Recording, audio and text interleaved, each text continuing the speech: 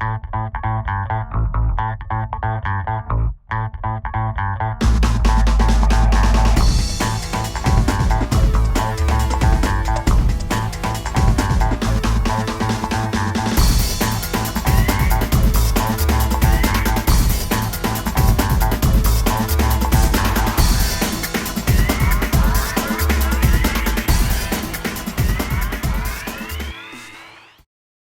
folks, Windows 95 just turned 25.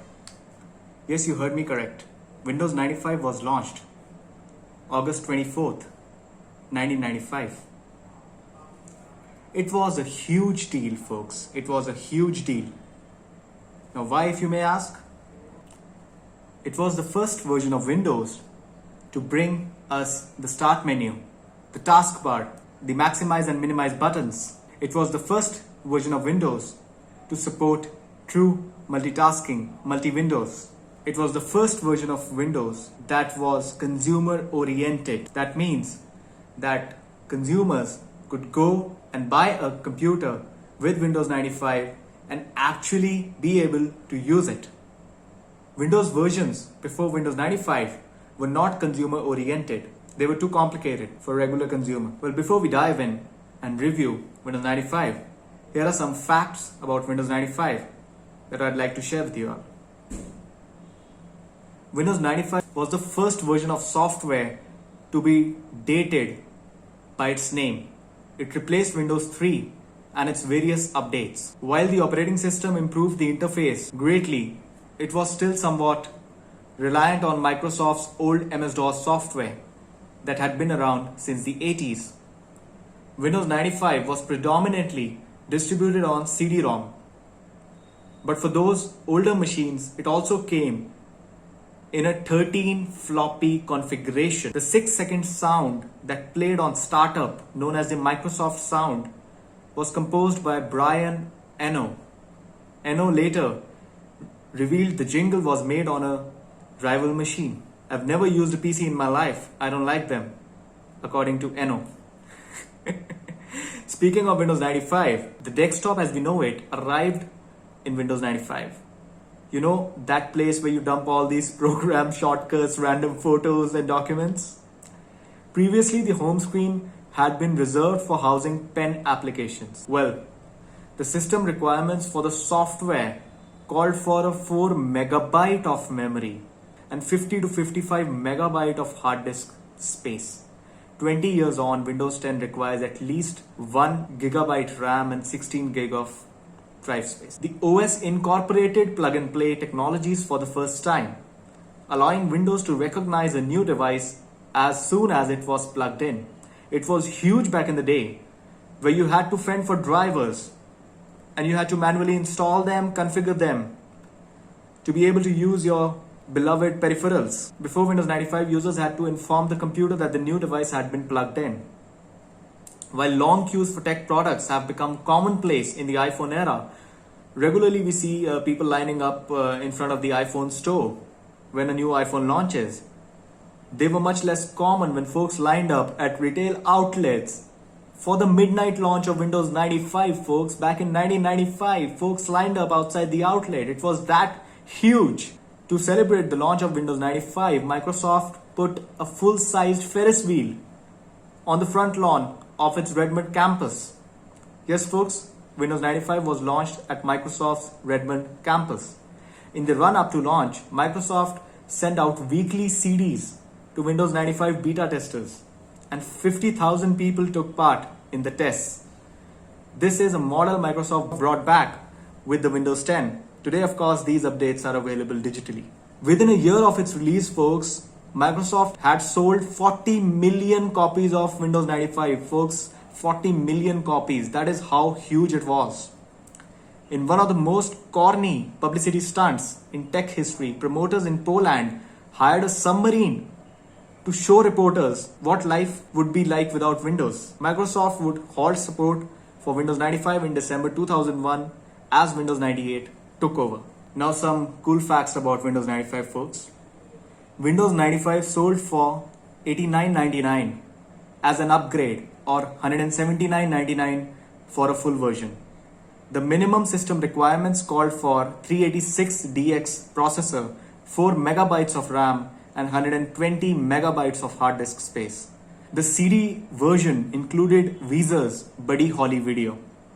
Jennifer Aniston and Matthew Perry of Friends fame were hired to star in a cyber sitcom to showcase Windows 95's top 25 features. It was that huge of a deal when Windows 95 came out. The first service pack was issued on December 31, 1995. Some early Windows 95 games you may remember: Descent, Destruction Derby, Full Tilt Pinball 2, Need for Speed, Mega Race 2, and Streamer 2. Internet Explorer did not originally come pre-installed with Windows 95. Windows 95 actually came pre-installed with Netscape Navigator. Support for Windows 95 ended on December 31, 2002. Windows 95 was a huge deal in itself, folks. It changed the world. Why, if you may ask? The start button and the taskbar. It was the one that introduced it, as we know the start button today. It was the true operating system. It was not a layer built over DOS. It was a complete operating system in itself, unlike Windows 3.x. Apart from that, you could also give files and folders 255 character names, as well as Windows 95 needed a 32-bit processor to run. Windows 95 was also significant for gaming. Windows 95 was also good when it comes to accessing the internet. It made getting online very easy. With Windows 3.11, it wasn't an easy process. It certainly wasn't something most people would want to do. Windows 95, on the other hand, didn't need you to get a winstock.dll working to surf the net. This was the start of a real revolution. Well, Windows 95 came with a feature known as Briefcase, which was sort of like Dropbox. It allowed you to sync your files automatically. This little feature allowed you to copy files to it, which would then be kept synced. You just popped in a floppy disk, and then you had a way to keep important documents up to date on both your laptop as well as your floppy. The Briefcase was still found in Windows up until the launch of Windows 8. Windows 95 was the first operating system to have user profiles. Of course, these really didn't have the security you'd need in this day and age, and were very simple to bypass by modern standards. Even so, it gave users at home the option to have a customized setup for each person in their house. That was a huge deal, folks. It eliminated the need to purchase more than one PCs. You could have more than one user profiles. In order to appreciate Windows 95, let's have a look at its predecessor. Well, as you can see on the screen, folks, this was Windows 3.1. It had accessories, program manager, file manager, but it was unorganized. These were some of the games: MS-DOS prompt, calculator, app. It didn't have a start menu, it didn't have a taskbar, it didn't have a maximize minimize button. You could only open or close the applications. Windows 95 is so easy, even a talk show host can figure it out. Well, after the Jay Leno joke, let's have a look at the commercial. Of course, for copyright reasons, it will be muted. Well, there were a lot of Windows 95 commercials, but the Start Me Up ad was the one that was the ultimate advertisement back in the day. Let's have a look at it.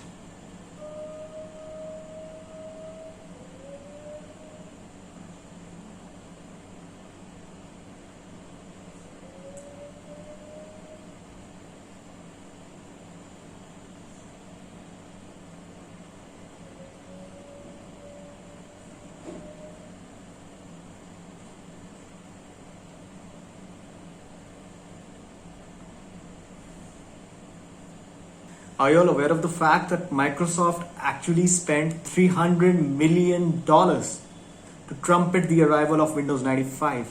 $300 million for just the launch of an operating system. No operating system launch has come even close to that figure till date. Well, now let's have a look at Microsoft Windows 95 operating system. Here I have Windows 95 booted up. Well, as you can see, this is the desktop. Right clicking in the new, we can see folder, shortcut, wave sound. Wave sound is like the audio recording sound. Then text document, WordPad document, bitpam image, and briefcase. Arrange icons by name, type, size, date, auto arrange. If we go to properties, we can change the wallpaper, the screensaver, as well as the theme, the appearance, as in the theme. In the schemes we have, let's apply the rose one. Microsoft has always had theming options, and with 98, theming options were even better. This is the taskbar, as we know today. Double clicking on the time brings us the time menu, as you can see. Clicking on the sound brings us the sound menu. Volume control. Windows 95 introduced a new feature known as Recycle Bin. You all are familiar with it.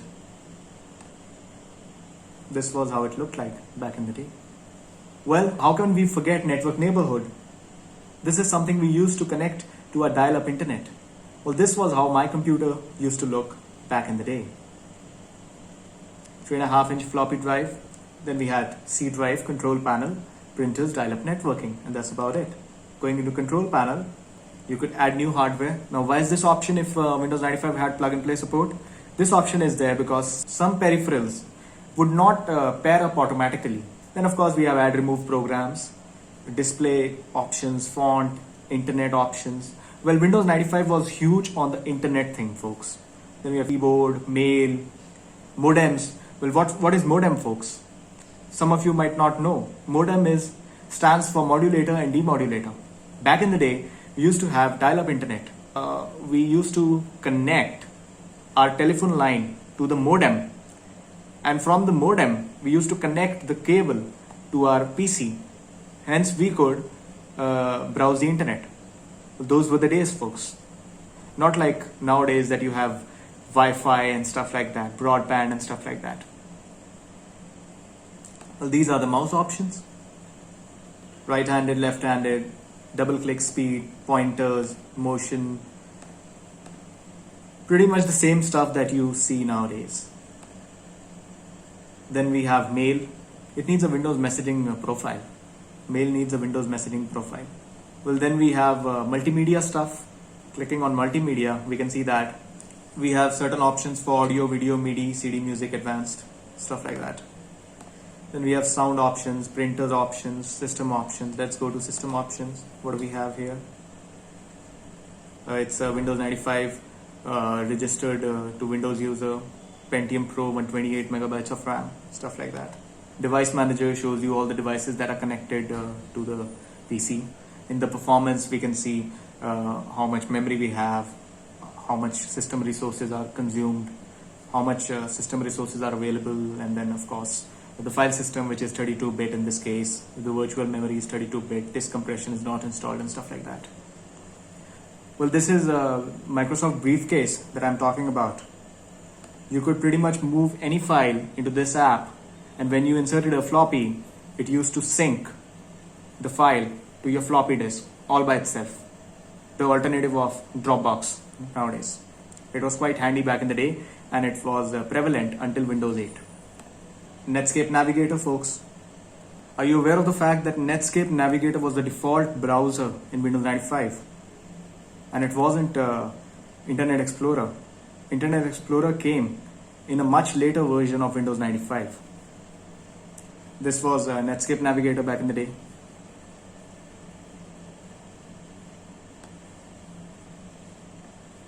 Well, of course, how will it connect to the internet?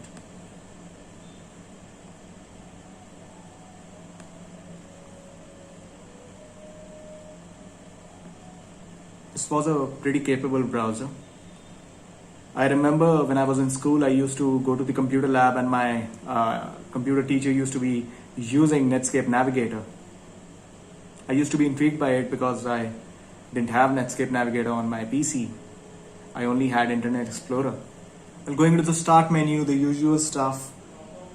We have run command. Let's run a command. Let's say Calc opens the calculator. As you can see, we can toggle between scientific as well as standard calculator. When you click on shutdown, we can shut down the computer, restart in DOS mode, or close all programs and log in as a different user. User profiles was something huge which was introduced in Windows 95. Then we have find. Well, this is something you can use to find files. Let me search for Windows. As you can see, folks, it has found a couple of files. Well, then we have documents. Documents is basically recent documents. In settings, we can directly go to the control panel, printer configuration, or the taskbar settings. If we go to the taskbar settings, we can see we can set it always on top, auto hide, small icons, and we can of course add or remove start menu programs. Apart from that, going into programs, well, we have Microsoft front page. It had a lot of options, folks, bold, italic, underline, and of course a couple of fonts and stuff like that. Front page was an HTML editor and website administration tool from Microsoft for Windows line of operating system. It was branded as part of Microsoft Office Suite from 97 to 2003. Then we have certain online services like AOL, Internet Free Trial, and stuff like that. Then in startup program is basically empty. Let's have a look at Internet Explorer.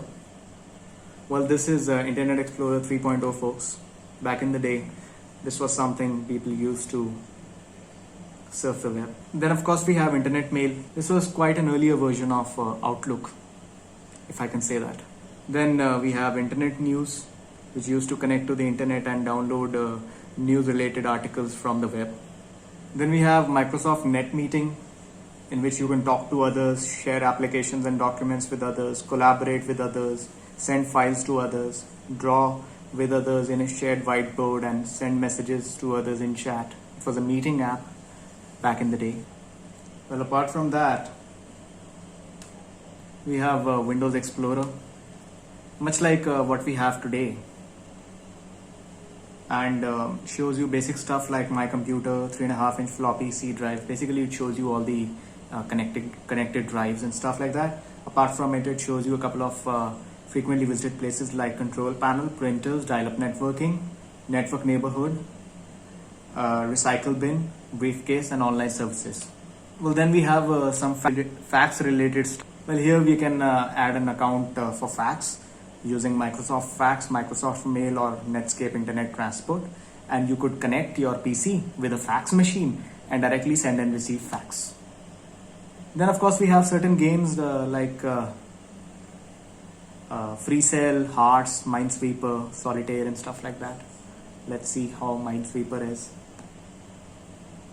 We'll see like this. Click on one mine and the game is over. That's how the game was back in the day. Then we have multimedia tools like CD player, media player. Let's have a look at the media player. So this was the media player, folks. Back in the day, if you used to play a video window would pop up below this player, and that was about it, folks. Things were simple back then. Well, this was the sound recorder, folks. You could record sound with this app. Well, in system tools, we had disk defragmenter, scan disk, system monitor, and stuff like that. Then we had a character map, which shows you a list of all the characters. Then we have options for dial-up networking, direct cable connection. Then we have imaging stuff. Imaging is like the scanning stuff. If you have a scanner connected with your PC, your scanned documents will show in the imaging app. Then of course you have Notepad. This was the Notepad. It was a basic word processor in which you could just make quick notes. Then we have Paint. This application, I used this app a lot when I had a Windows 98 PC. It brings back such old memories. Let's draw something. This is an oval.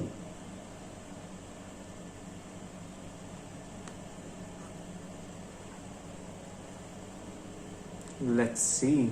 Now let's fill it up.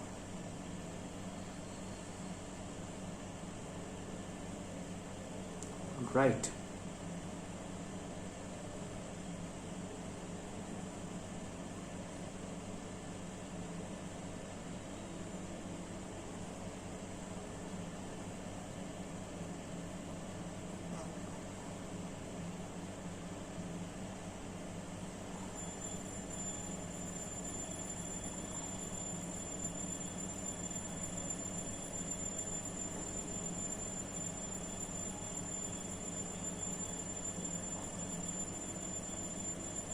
Cool, isn't it?